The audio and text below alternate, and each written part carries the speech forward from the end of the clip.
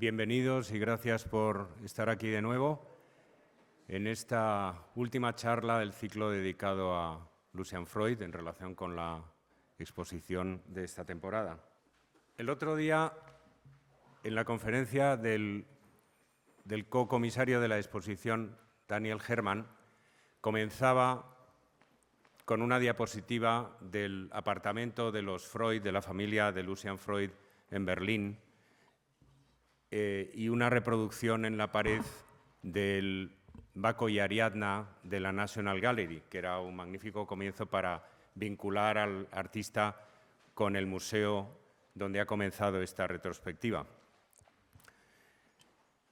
Me voy a ahorrar esa imagen, naturalmente, que ya han visto, pero vamos a comenzar también con las primeras impresiones.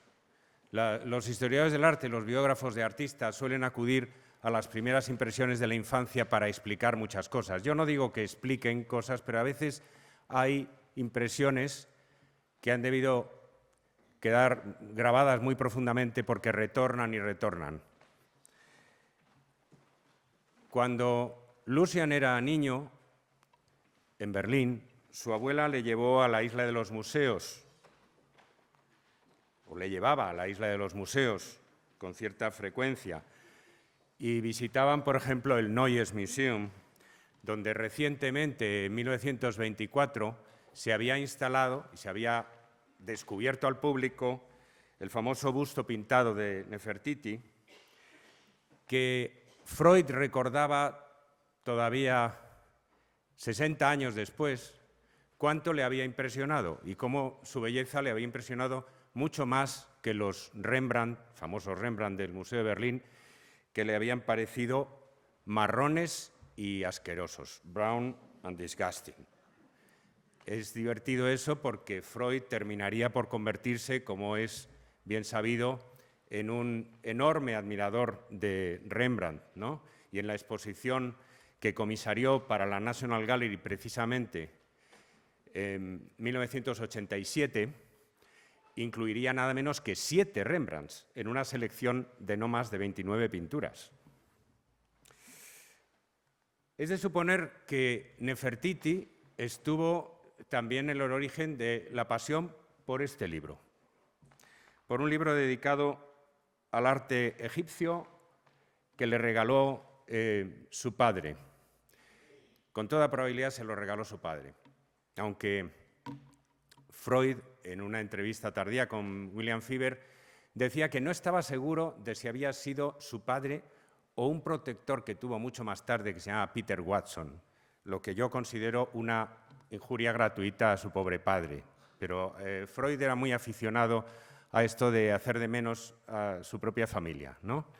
Sin duda fue su padre el que le regaló este libro, que le impresionó desde la infancia, y hasta tal punto le impresionó que en los últimos años de su vida pintó en su vejez pintó 2 naturalezas muertas con libro que en realidad se podrían titular retrato de un libro, porque lo que ha hecho ha sido poner el libro sobre la almohada, igual que ponía a sus personajes, a sus novias o a sus hijos, sobre la cama y dedicarle toda su atención. ¿Cuánto hay que querer a un libro para pintarle 2 retratos así, ¿no?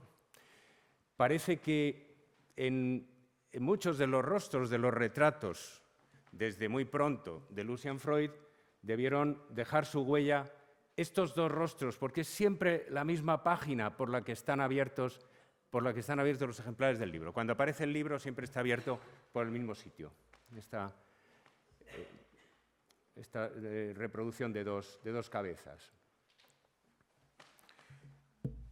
Cuando tenía 7 años, a Lucian le regalaron un libro que era un libro infantil, pero que tenía ilustraciones de toda la historia del arte alemana, desde Grünewald, que le pareció maravilloso, hasta Adolf Menzel y algunos autores que nunca le gustaron, como la pobre Käthe Kollwitz, la gran expresionista, la gran artista expresionista.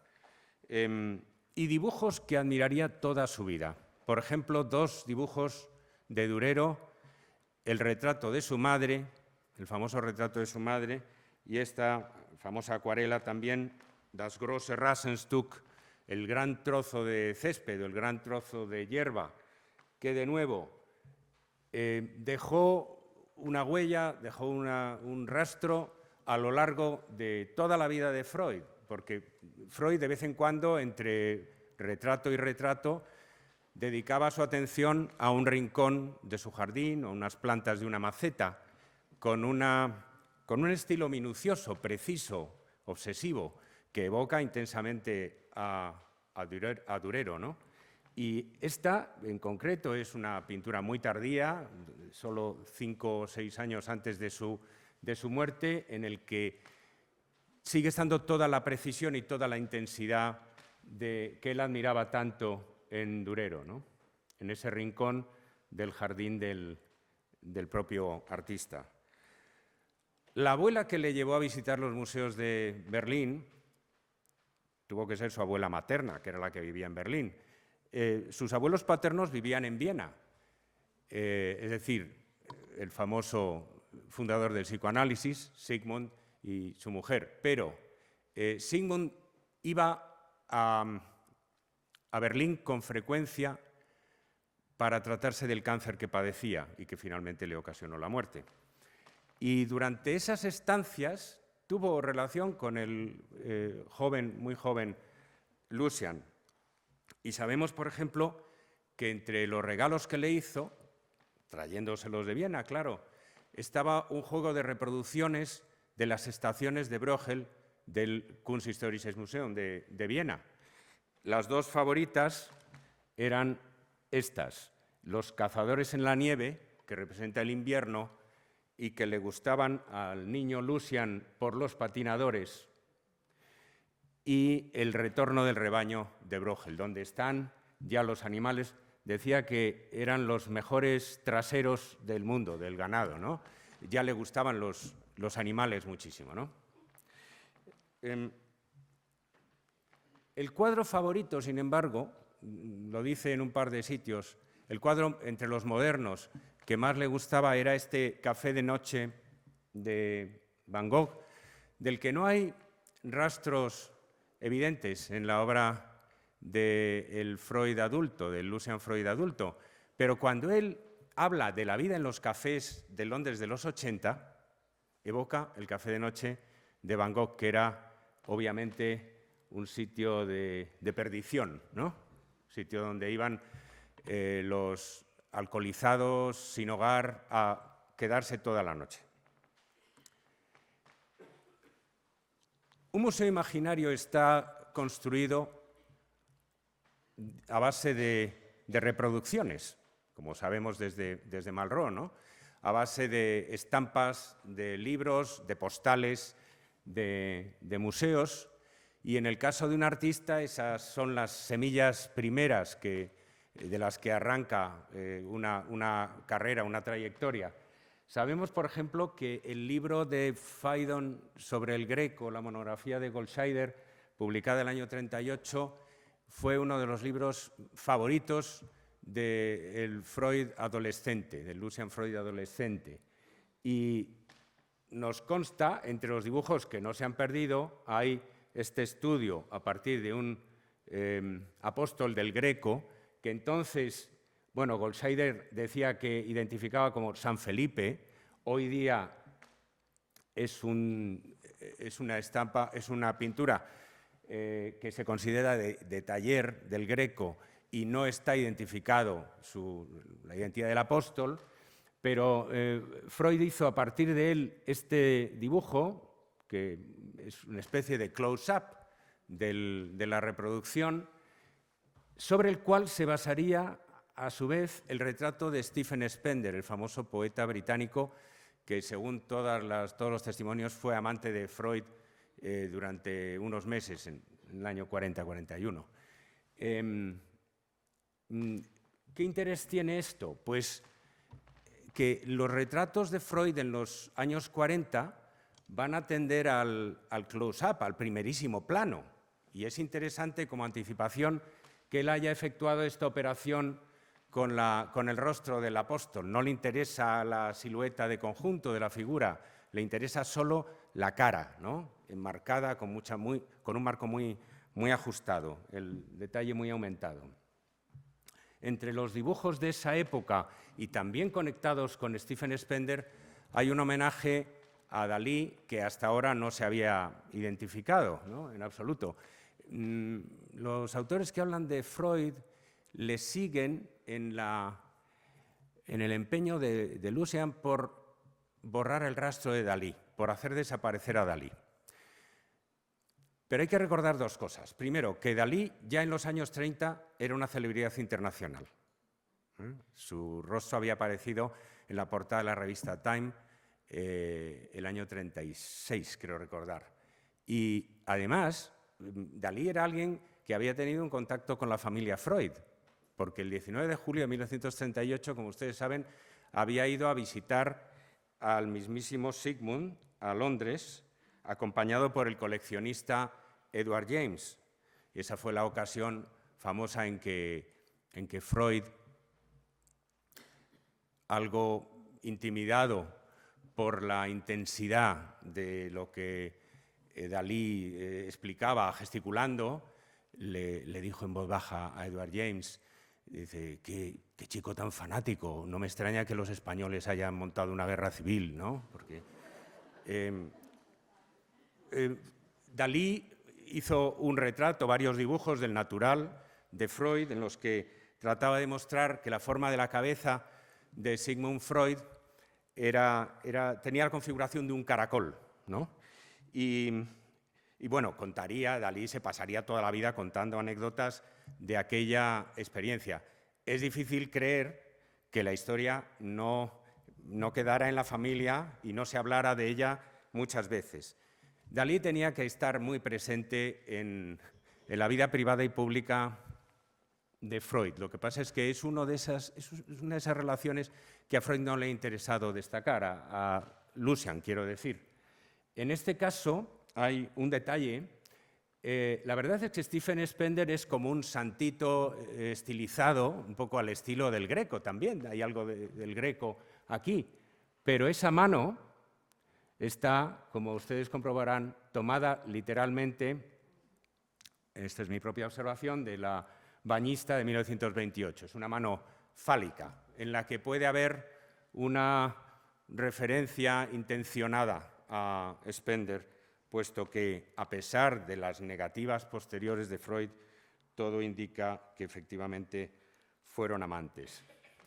Pero seguimos hablando de cosas de la familia. Lucian cuenta que apreció más a su padre cuando descubrió que en su biblioteca estaba este portfolio, este álbum de estampas de George Grosz, Ecce Homo, que en su momento había provocado mucho escándalo. Cuando lo cuenta lo dice como diciendo, bueno, a mi padre le gustaba sobre todo Klimt, o sea, que pertenecía a una generación ya pasada, pero también tenía a Grosz en su biblioteca. Hay una página de un cuaderno de Lucian de 1941 que he encontrado en la web del archivo Freud y que evidentemente delata una relación directa con estas escenas de pasantes, de gente que pasa por la calle, tan características del Grosz de los años 20, ¿no? Grosz del periodo entre guerras. Hay incluso un coloreado que no hace Freud a la acuarela, sino con lápices de colores, tosco. La combinación de perfiles grotescos como este, de una especie de hombre-perro o de perro con cara humanoide, las figuras muy pequeñas y las figuras grandes, el descabalamiento del espacio perspectivo completamente, la inserción, por ejemplo, de un desnudo en plena calle, que es algo que también sucede con las prostitutas de Grosz. Todo esto delata una inspiración grossiana. Nos interesa porque vamos a ver que lo que se ha llamado nueva objetividad, la Neue Sachlichkeit, parece tener una relación posterior con la obra de Freud en los años 40, con los retratos de Freud en los años 40, aunque el propio Freud siempre lo negó o intentó negarlo, a veces sin mucha convicción. Cuando se habla de estos primeros intentos de retrato pintado en la obra de Lucian Freud, que retratan a su primera novia, a Lorna Wishart, se suele hablar de que se inspiran o podían inspirarse en otro cuadro de la National Gallery. Y la verdad es que hay muchas referencias, nos encontramos constantemente referencias supuestas a la National Gallery o a la Tate en la obra del joven Freud, señal de que seguro que visitaba estos museos con frecuencia.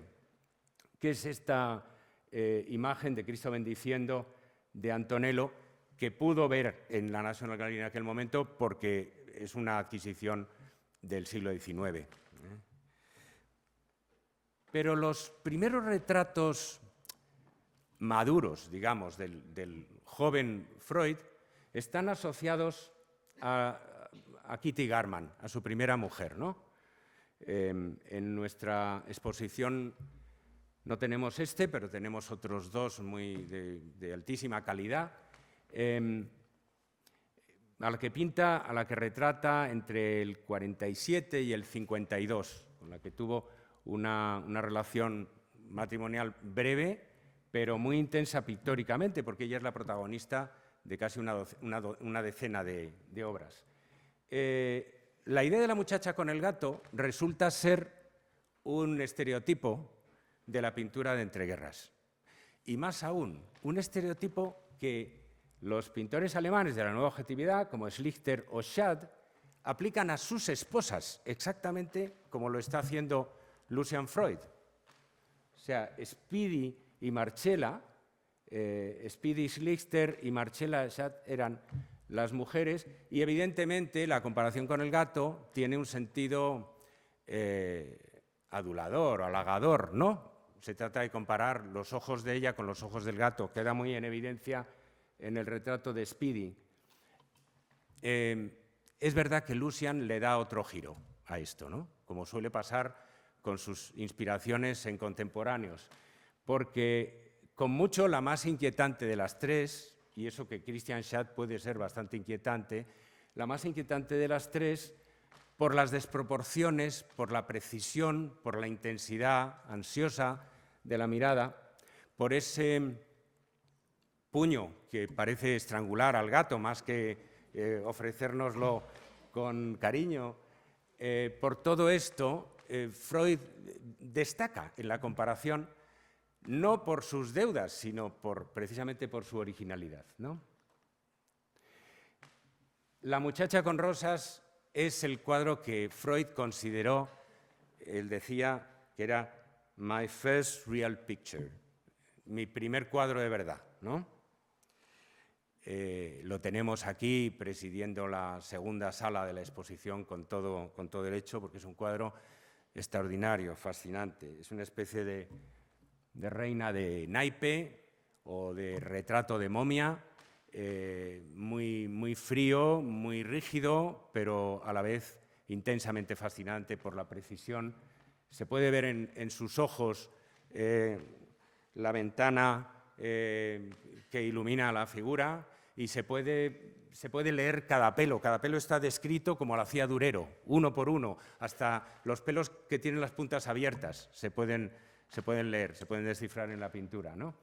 El modelo de la figura que sostiene una flor es un esquema iconográfico típico de la pintura del Renacimiento del Norte, tanto flamenca como alemana, que los pintores de la nueva objetividad estaban retomando muy activamente, como pasa en el autorretrato de Dix con el clavel, ¿no?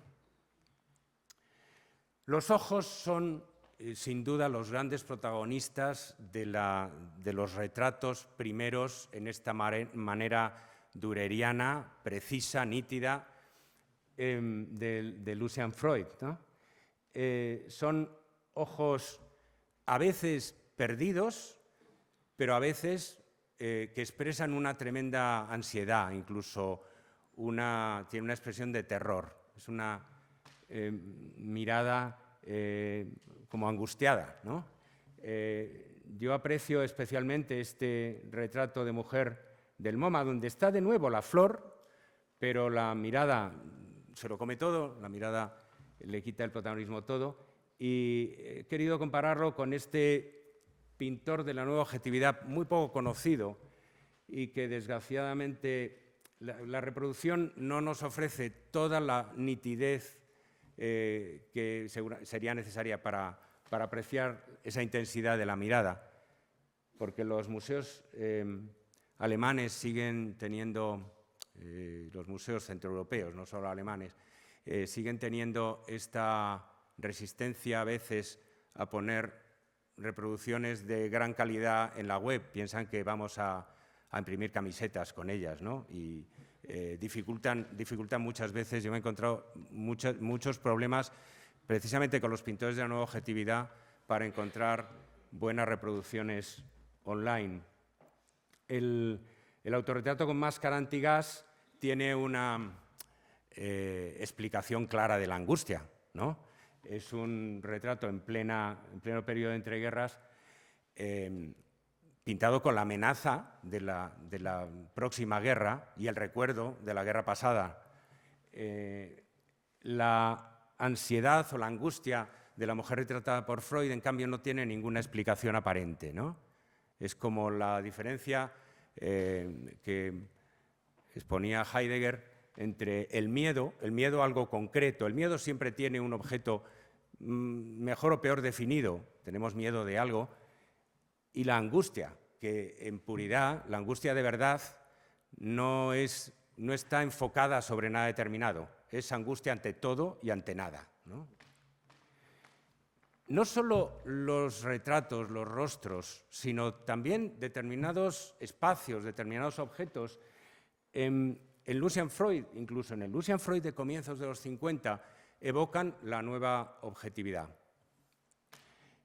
Por ejemplo, su interior en Paddington está dominado por una yuca, y lo he querido comparar con este gramófono de Rudolf Dieschinger, un famoso exponente de la nueva objetividad, que tiene una kentia y otras plantas detrás. Los pintores de la nueva objetividad alemana son muy manifiestamente partidarios de incluir plantas exóticas en sus cuadros, tanto palmeras como, por ejemplo, cactus. Los cactus están muy de moda entonces, ¿no? Y son como un escape, una fuga de un ambiente muy cerrado, de un ambiente muy claustrofóbico. Lucian Freud seguirá pintando plantas exóticas, palmeras, toda su vida, ¿no?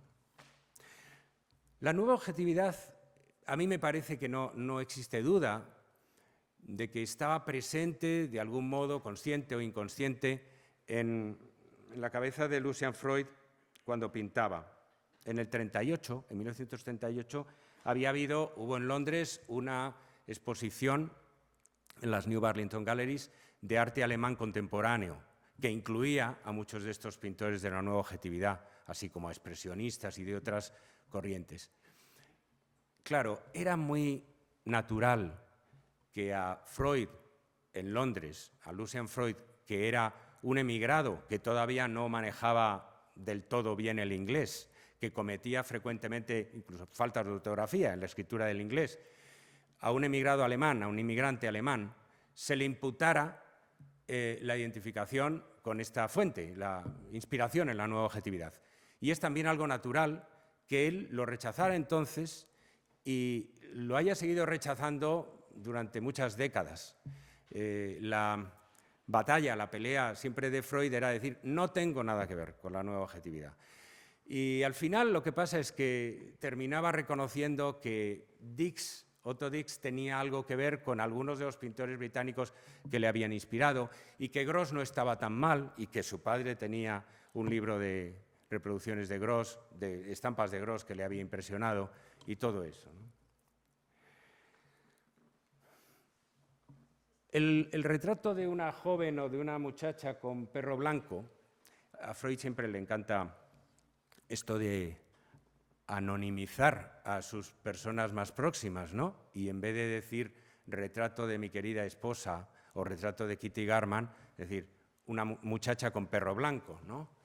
El retrato de esta joven con perro blanco, que está en nuestra exposición y que también domina absolutamente la segunda sala, junto con la muchacha de las rosas, es un retrato que revela un momento muy avanzado en el deterioro de la relación entre Lucian y su primera mujer.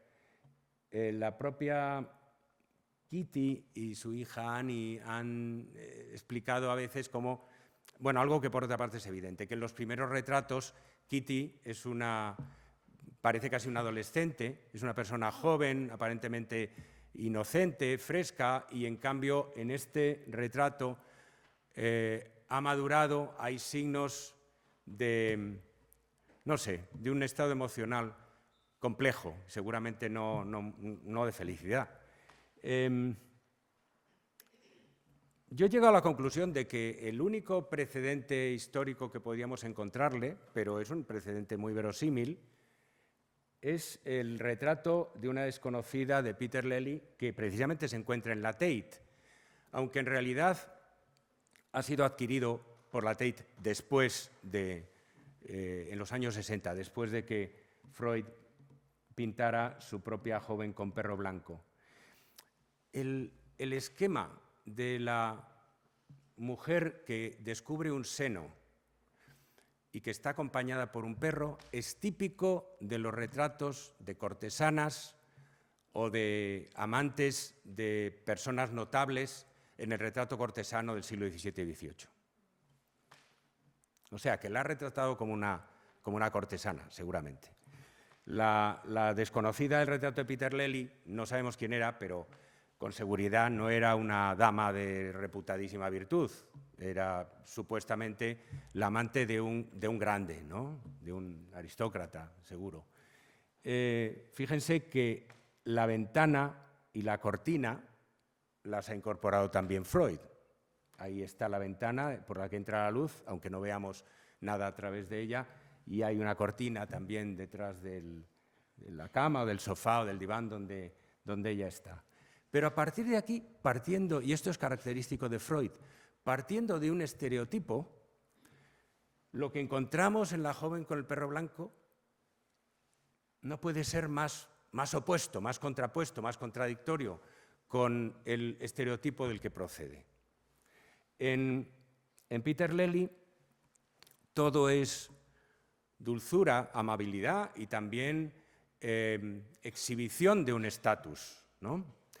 El retrato de la joven con perro blanco es un cuadro sobrio, desnudo. Ella está vistiendo una bata sencilla sobre un sofá, no hay ningún marco teatral, ¿no?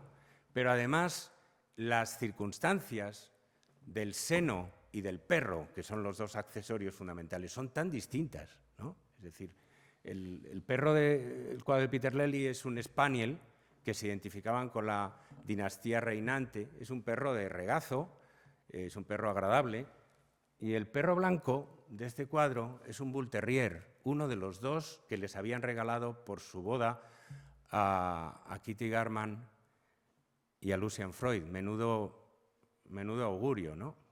Regalarles una pareja de bull terrier que son, en fin, perros que dan algo de miedo, ¿no? Que están entrenados para lo que sea, para la defensa o para la agresión. Y el perro con esa cara cerca del seno resulta todavía más inquietante. O sea que todo lo que en el otro era armonía y suavidad y escenificación de la felicidad de palacio, aquí se vuelve hostil, inquietante, ¿no? El retrato de la joven con perro blanco, el retrato de Kitty Garman, es profético, es pionero en el siguiente sentido. Hasta 1952, la concepción del retrato de Freud, muy en la línea con la nueva objetividad, se reduce a la cabeza y los hombros, al busto, ¿no? Incluso a veces estrictamente al rostro. La concepción del retrato que tiene el primer Freud es rostros, rostros y más rostros, caras y caras. Aquí, en cambio, podríamos entender que está avanzando una concepción de esa innovación suya tan característica de su madurez, que es el retrato desnudo, el retrato de la persona desvestida, que es como el retrato para él más radical que hay. Pero el retrato desnudo tardará en imponerse en la obra de Freud más de una década. Y es solo a mediados de los 60 cuando empieza de verdad a retratar siempre a personas de su entorno próximo, a sus amantes primero y después a sus hijas, a sus amigos también, porque también hay muchos desnudos masculinos, no como un objeto de contemplación erótica, no como un objeto decorativo, que es lo que el desnudo ha sido durante tantos siglos, sino como un modo de retrato integral, de retrato pleno, de retrato sin resquicios ocultos, ¿no? Fue Paloma Larcó, la comisaria de nuestra exposición, la que me hizo notar la afinidad, la proximidad entre este Xile de nuestra colección, este Egon Schiele de la colección del Museo Thyssen-Bornemisza, y La joven desnuda del 66, ¿no? Y verdaderamente son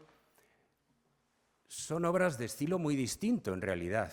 El estilo de Schiele es rigurosamente lineal y el estilo de Freud ya a mediados de los 60 se ha emancipado de la linealidad, es un estilo muy pictórico, se está volviendo muy pictórico. Pero ¿qué tienen en común? Tienen en común esa misma sensación de indefensión, de vulnerabilidad radical ante la mirada del artista. En Schiele está acentuado por la carencia de brazos, es como si no tuviera brazos para protegerse, no se le han dado los brazos para protegerse. La joven desnuda de Freud tiene brazos, pero están absolutamente preparados como para soportar una agresión, que no es otra que la de la mirada del artista, ¿no?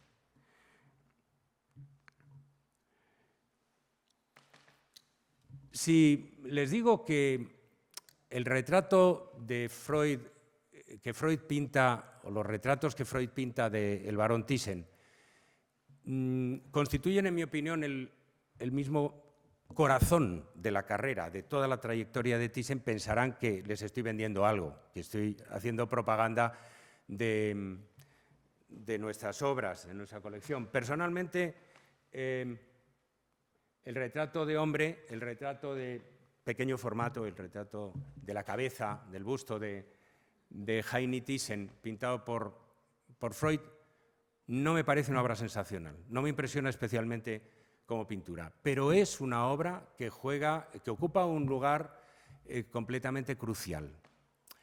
Les cuento muy brevemente. En 1981, Freud se encuentra asediado por las deudas de juego. Ha acumulado, he leído cantidades de entre 2 millones de libras y 4 millones de libras de deudas de juego, ¿no? Hay veces en que literalmente amenazan los mafiosos con los que está en relación con degollarle si no devuelve los préstamos. Sabemos que acude a amigos en situaciones desesperadas porque le han amenazado con matarle en 24 horas. En ese momento, a través de un amigo, David Somerset, se le ocurre acudir al barón Thyssen, que tiene una casa en Inglaterra y que es una celebridad muy conocida, vaya, no es un secreto que es millonario y que es un gran coleccionista de pintura, para proponerle, él, Lucian, hacerle su retrato. Es decir, que Heini no acudió a Freud para que le pintara su retrato. El barón accede, invita a comer a Freud a su club y le dice, bueno, creo que usted está interesado en pintar algo para mí. Y Freud le explica, sí, pero aunque nos acabemos de conocer, tengo que hacerle un ruego, que me haga un anticipo. Y allí mismo el varón le dice, sí, ningún problema.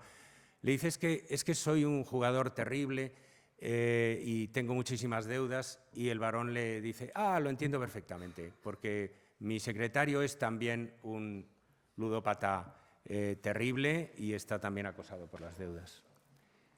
Entonces comienza este proceso de pintar 2 retratos, que va a durar unos años. Los informes sobre cuántas sesiones supusieron divergen. Van desde un mínimo de 12 sesiones hasta varias decenas de ellas.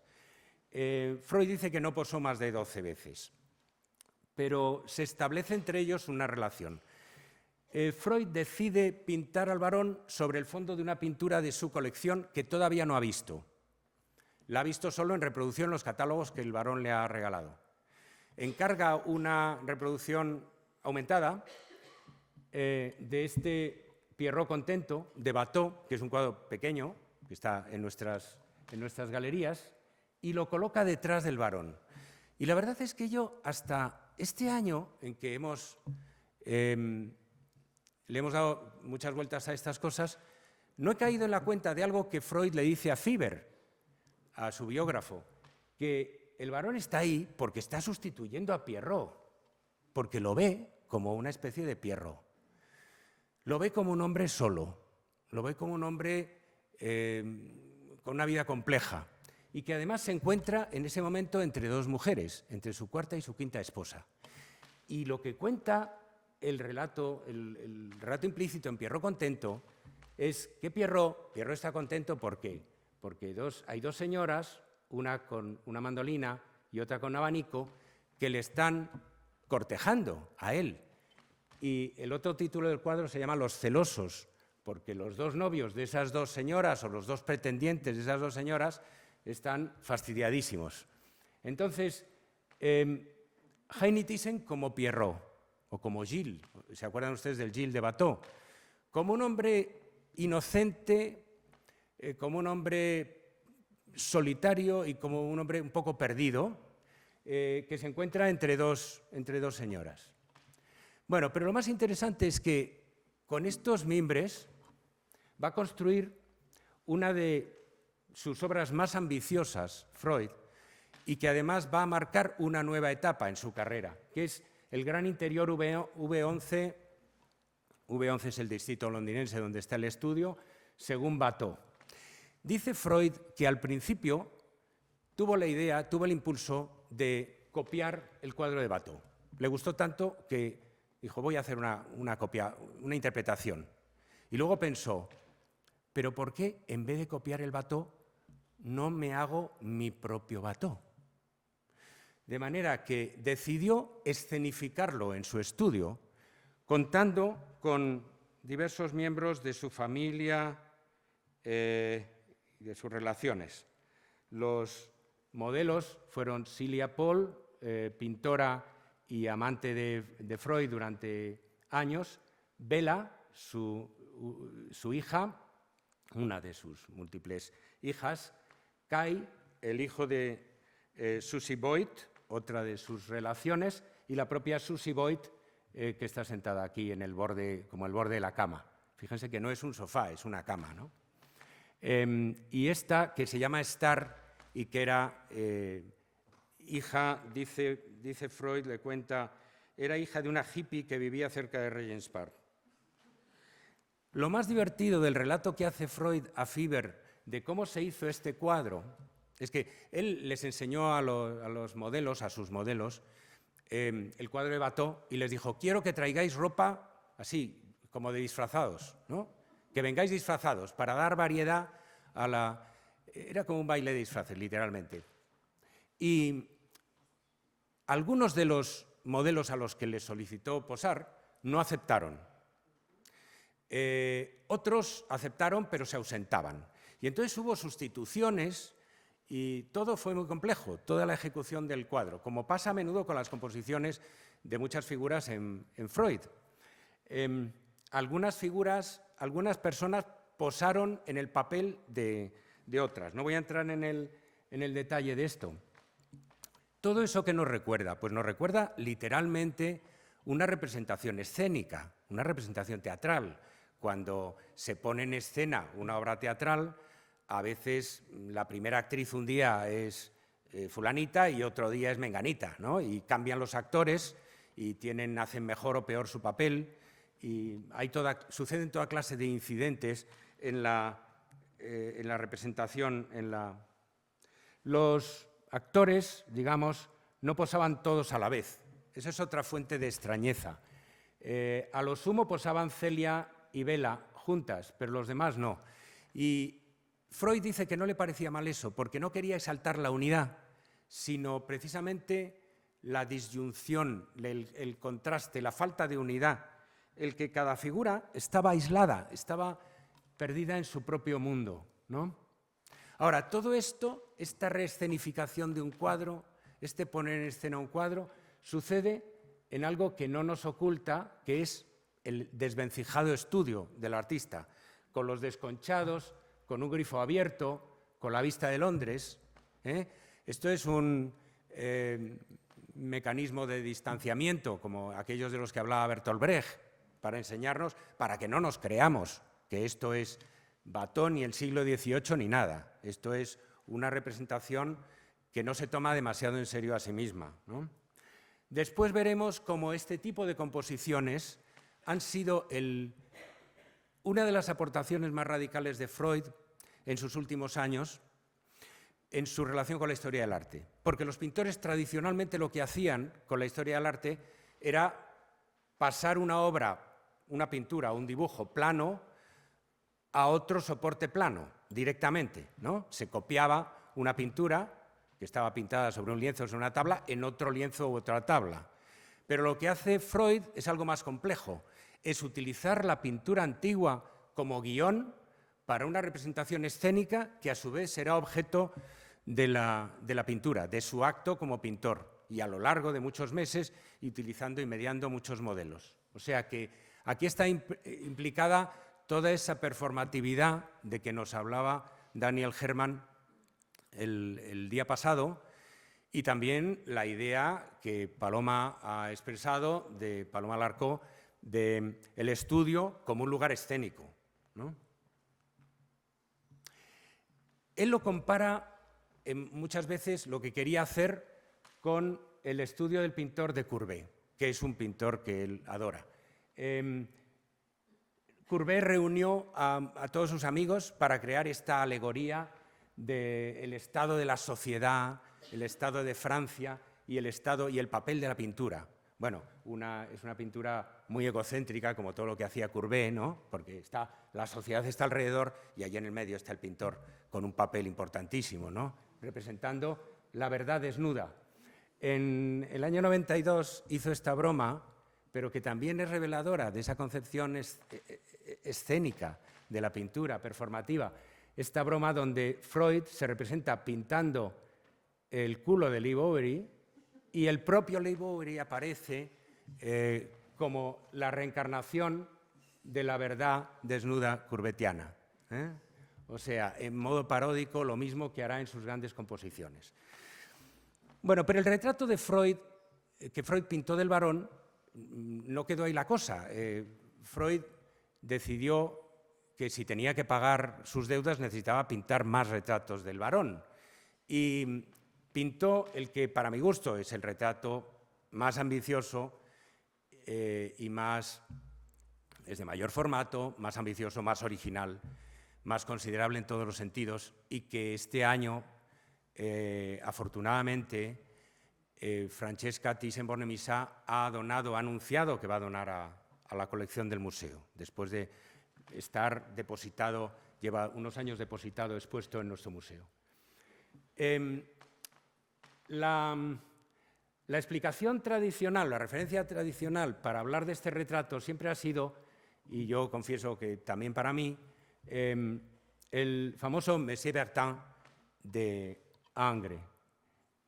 Ingres representa a este potentado de la prensa de su época, de la época romántica en Francia, con estas garras que son como expresión de seguridad en sí mismo, de afirmación de sí mismo, de poder, en último término. Los dos irlandeses de V11, que por cierto era un bookmaker, era uno de los acreedores de Freud, a los que les pagaba pintándoles estos retratos, ¿no? Pues también se afirma con esas dos manazas sobre los brazos del sillón.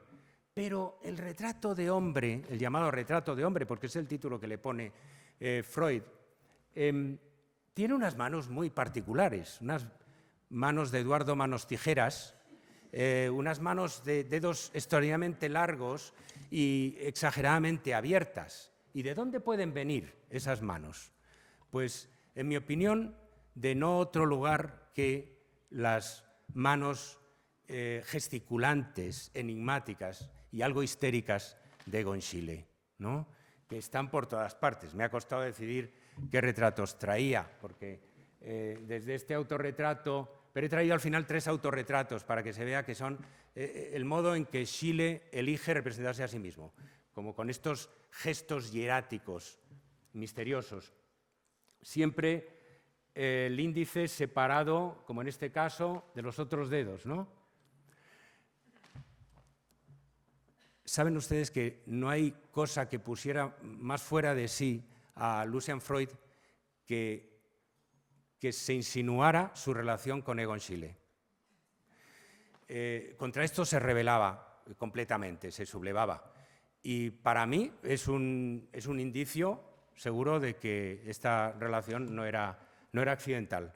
Vamos a ver más ejemplos de su relación con Schiele. Claro, a primera vista no existe un parentesco porque Schiele cultiva este estilo lineal, dibujístico, muy manierista, muy barroco, muy fin de siglo, y la pintura de Freud no puede estar más alejada de todo eso, ya a estas alturas, ¿no?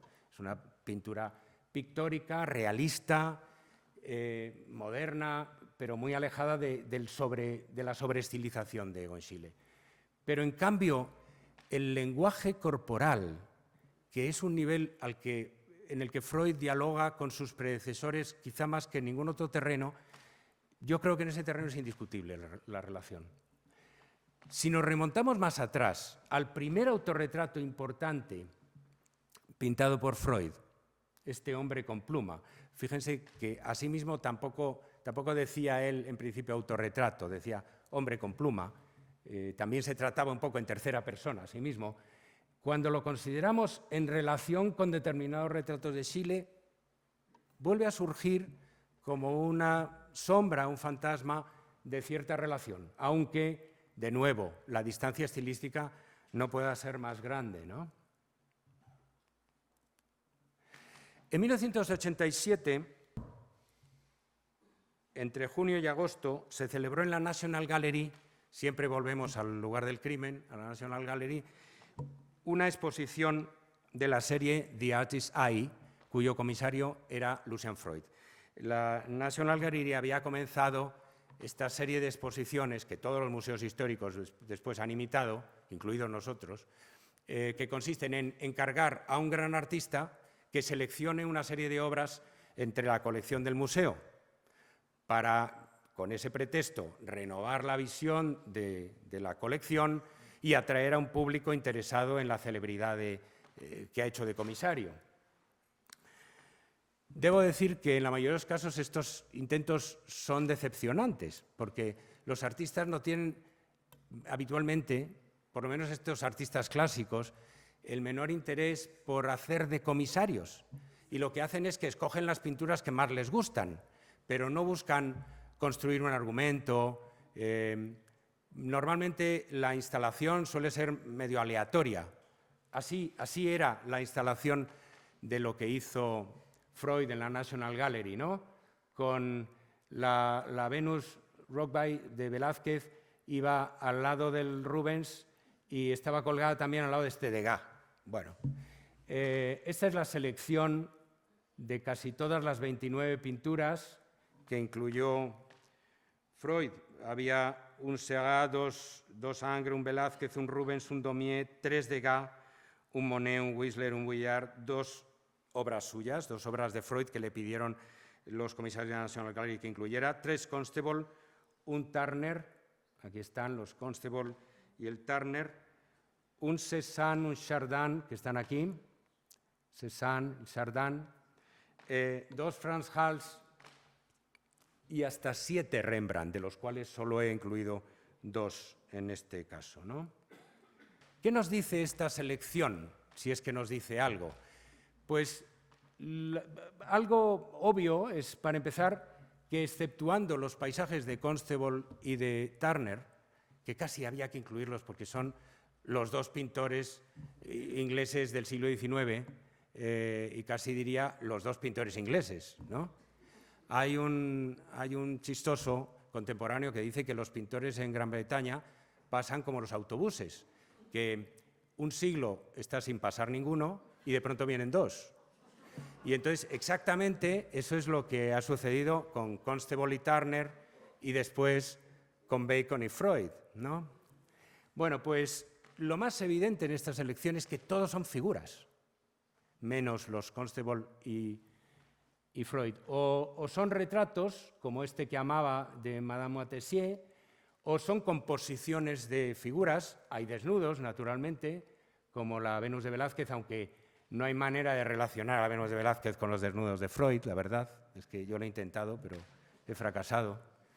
Y destacan algunos pintores que para él son notoriamente importantes, como Degas y como Rembrandt, a los que vamos a ver enseguida. Este cuadro que he puesto el último, que se llama Doble retrato, lo retomamos para explicar cómo la trayectoria de Freud desde los años 60 se va a consolidar en esa línea que yo les decía del retrato desnudo, del retrato postural, el retrato de cuerpo entero, muchas veces de la figura tumbada, de la figura recostada en una cama, con lo cual se evoca, se apela a una intimidad más profunda y más radical que la que el retrato tradicionalmente ha abordado. Se trata de ir más allá de las fronteras, de las convenciones, de las reservas del retrato. Vamos a ver algunos pintores clave que han anticipado o en algunas ocasiones influido en esa concepción del retrato desnudo. Y me dirán ustedes, ¿pero cómo que retrato desnudo si esta señora está vestida? Cuando aparece un modelo vestido en el contexto de la obra de Freud, un modelo vestido tumbado sobre una cama, un modelo vestido que no sea un cliente de encargo como lo es Heine Thyssen o Rothschild o Acquavella, en la sala de la exposición que se titula Poder, cuando aparece un modelo tumbado pero vestido, habitualmente es porque el modelo se ha negado a desnudarse. O sea que, y este es el caso de Susanna Chancellor, que tuvo una larga relación con Freud, con Lucian Freud. Era una señora casada, como casi muchas de las novias de Freud, y se negaba a ciertas cosas, se negaba a posar desnuda para él. Pero a pesar de todo, Freud se las apaña para pintar un retrato desnudo de ella, en cierto sentido, porque la coloca en una situación que es la de sus desnudos y que tiene mucho que ver con las bañistas de Degas. Miren ustedes, en mi opinión, los desnudos de Freud tienen poco que ver o nada con el erotismo. Tienen que ver con el poder. Tienen que ver con la relación de dominación entre la mirada del artista y la persona que posa, ya sea una mujer, un hombre, un niño o lo que sea, ¿no? Entonces, incluso cuando apunta el erotismo es un medio para otra cosa que es el poder. Hay una sala en nuestra exposición que se llama Poder, y yo creo que todas tenían que haberse llamado Poder, Poder, Poder, Poder, Poder. Pero bueno, Degas es el maestro de, primero, como lo va a ser Freud, de una mirada desde arriba, de una mirada en picado, que se dirige sobre una modelo que o está sentada o está tumbada, y de la que la modelo se protege muchas veces. Se protege apartando la mirada, dando la espalda, cubriéndose la cabeza, como en estos casos, que son pasteles importantes, no son obras que yo haya ido a buscar en una esquina, ¿no? Y que producen esa impresión de ponerse a cubierto de la mirada del artista. Eso es evidente también en un retrato desnudo como de Benefit Supervisor Sleeping o Resting, la inspectora de la Seguridad Social descansando, de la famosa Sottili, que recoge literalmente el punto de vista de una serie de Degas en la que la modelo está vista así, desde arriba, dominándola por completo. Y que era tan importante para Degas que hizo un monotipo de ella y luego, sobre el monotipo, realizó diferentes versiones en pastel, modificando, como ven, la postura de la pierna o del brazo, pero básicamente conservando el punto de vista, que era lo esencial, ¿no? También Lovis Corinth aporta algo en esa reflexión sobre el acto de posar desnudo o de pintar el desnudo como ejercicio de poder del artista. También el desnudo femenino tumbado se protege o se pone a cubierto con el brazo, aunque en Corinth hay una traza de erotismo más evidente que en la mujer agarrándose el pulgar de Freud, que además, debido a la inversión, el poner la cabeza abajo y los muslos arriba, sufre como una humillación, digamos, simbólica, una humillación visual ulterior, ¿no? Porque la dignidad del ser humano reside en la postura erguida, reside en tener la cabeza arriba y los pies en la tierra. Y cuando eso se invierte en un dibujo, se está sometiendo a la figura a una transformación, en fin. Es inevitable, estuve pensando si incluir el origen del mundo con Courbet, Freud siempre tiene una deuda, pero estuve dudando si incluirlo porque no existe una relación directa, ni se puede decir que Courbet inspiró la obra de Freud. El origen del mundo de Courbet se vio en 1955 cuando se subastó y luego estuvo en propiedad de Lacan, del psicoanalista francés, durante muchos años como escondido. No es probable, pero sí hay una afinidad de planteamiento entre Courbet y Lucian Freud, y no es del todo recomendable. Quiero decir, no es simplemente, ¿cómo diríamos?, liberar a la mirada del espectador de los prejuicios, de las convenciones, abrir su mirada, sino que es de nuevo una actuación en la ostentación del poder del artista, de la mirada del artista sobre su modelo. Seguro que Las Durmientes o Le Sommeil de Courbet estaban en la cabeza, le rondaban en la cabeza cuando pintó estas dos mujeres que no se abrazan. De nuevo, no hay erotismo explícito. Fíjense que a pesar de la fama de Freud, cuando lo comparamos con sus inspiraciones o con sus predecesores, lo que destaca más bien es una deserotización en el caso de Freud respecto a su precedente, ¿no? El cuadro de Courbet es manifiestamente erótico y ese erotismo ha desaparecido, por lo menos en mi opinión, y en la medida en que esto pues, puede ser juzgado sin subjetividad, en el cuadro de Freud, ¿no?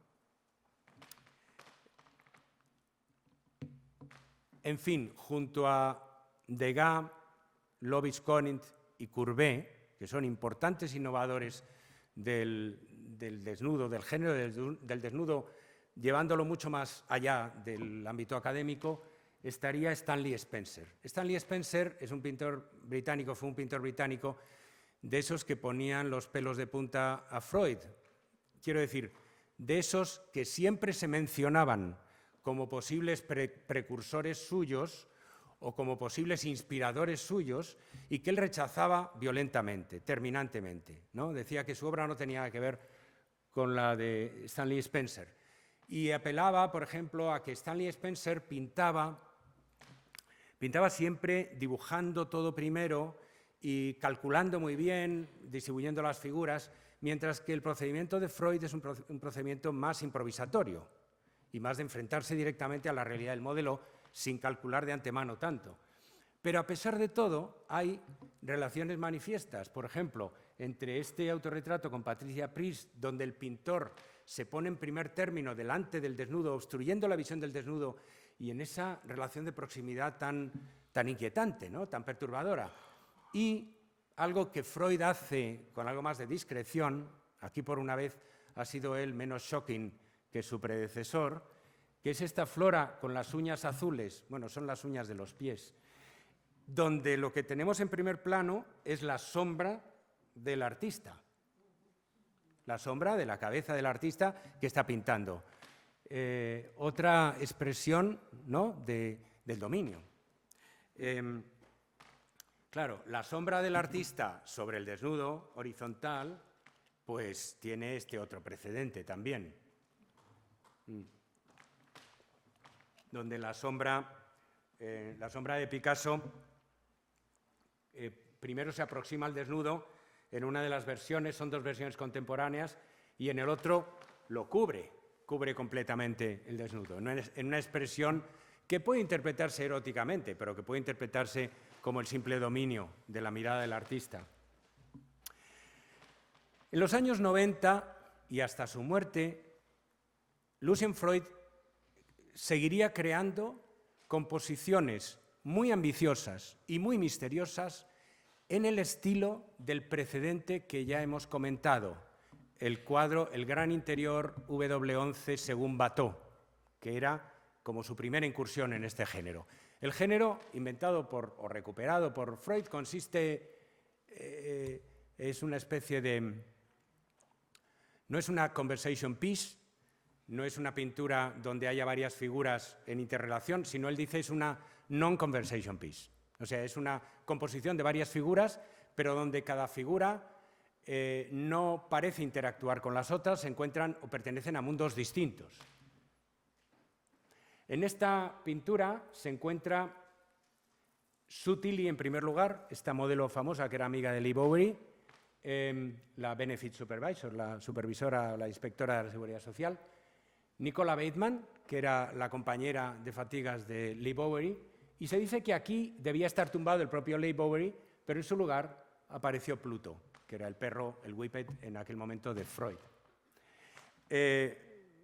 William Faber hace una observación seguramente de poco gusto y dice, ahora que lo pienso, Perseo y Andrómeda de Tiziano, el cuadro de la Wallace Collection, del que a veces Freud decía que era su favorito, funciona de manera similar a Esta tarde en el estudio. Dice, el juego de roles del trío del estudio de Freud ensaya el enfrentamiento del trío de Tiziano.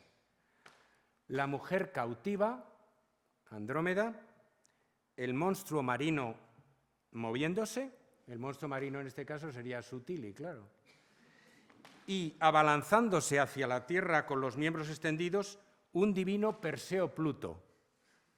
O sea, imagínense, el pobre Pluto viene a liberar a Nicola Bateman del monstruo marino que la amenaza. Bueno, esto es pura fantasía. Esto es un ejemplo de pura fantasía, ingeniosa, pero pura fantasía. Y ahora les propongo otra referencia, esta de mi cosecha. Yo creo que Tarde en el estudio es una parodia, una versión,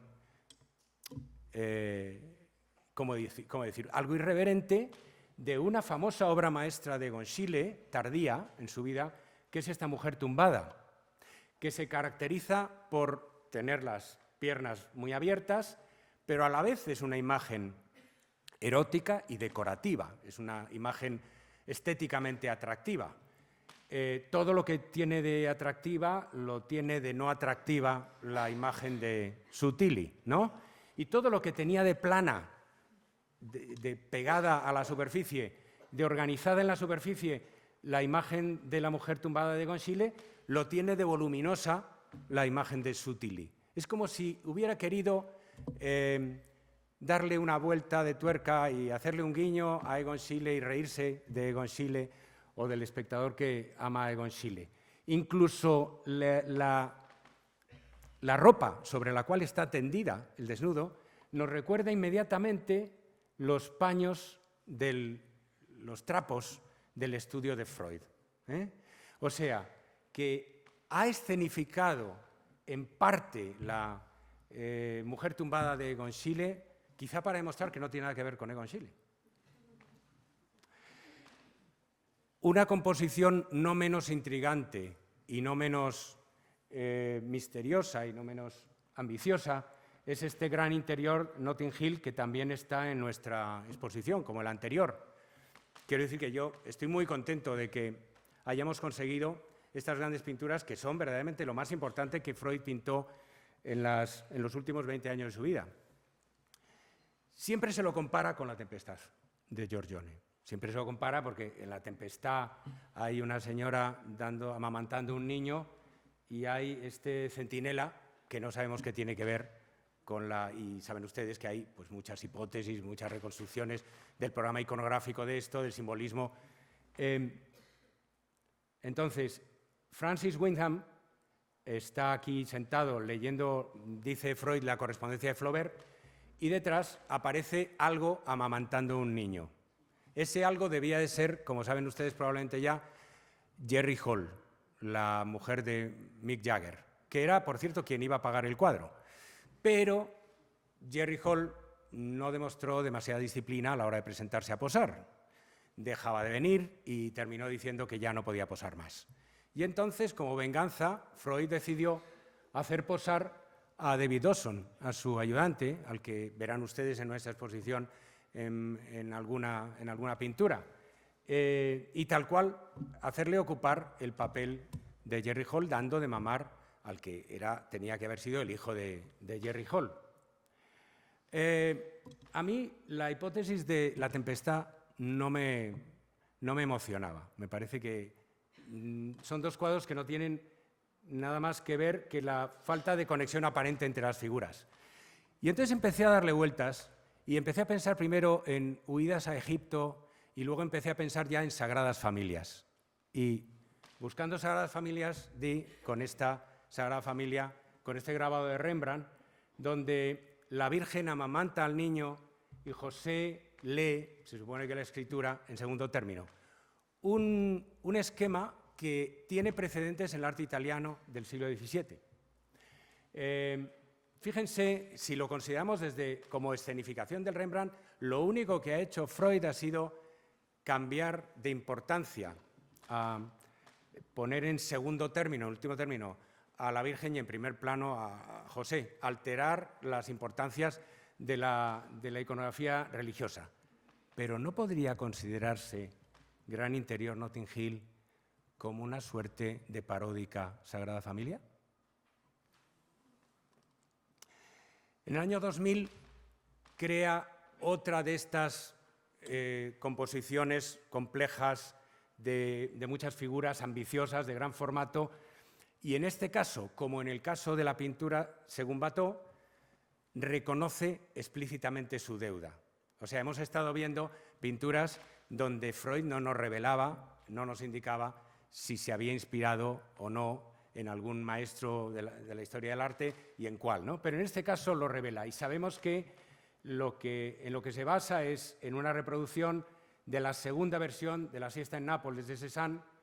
La primera es más conocida, es esta, pero la segunda es un cuadro muy pequeñito, de pequeño formato, que el propio Freud adquirió después de haber pintado el cuadro grande por consejo de su galerista, William Acquabella.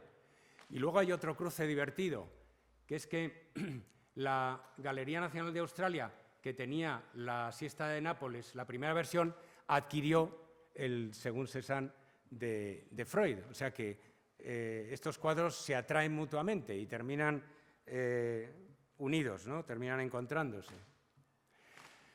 Para terminar, en este juego de escenificaciones, en este juego de poner en escena un guión, una partitura tomada de la historia del arte, pero sin copiar, sin reproducir literalmente la obra, sino dejando que la performance de los modelos en el estudio y del propio artista en interacción con ellos siga su curso, la escultura juega un papel importante. Y no es difícil de entender por qué. Porque la escultura está más cerca del tableau vivant, de la realización física en 3 dimensiones.